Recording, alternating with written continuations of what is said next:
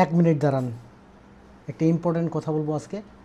যারা ইতিমধ্যে বিয়ে করেছেন বা বিয়ে করবেন, কোনো রিলেশনে যেতে চাচ্ছেন বা রিলেশনে আছেন, ভিডিওটা তাদের জন্য। চারিদিকে এত অশান্তি, ডিভোর্স কেন, এই বিষয় নিয়ে একটু আজকে কথা বলবো।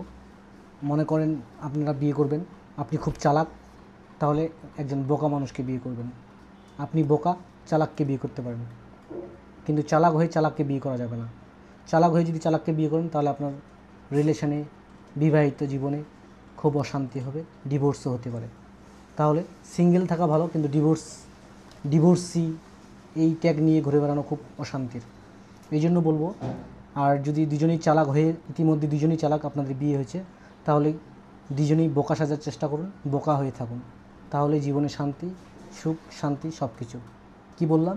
যদি চালাক হয়ে থাকেন তাহলে বোকাকে বিয়ে করবেন, আর যদি বোকা হয়ে থাকেন তাহলে চালাককেও বিয়ে করতে পারেন, বোকাকেও বিয়ে করতে পারেন। যদি বোকা হয়ে থাকেন বোকাকে বিয়ে করেন, আরও বেশি শান্তি। তবে চালাককে বিয়ে করলেও অশান্তি নেই।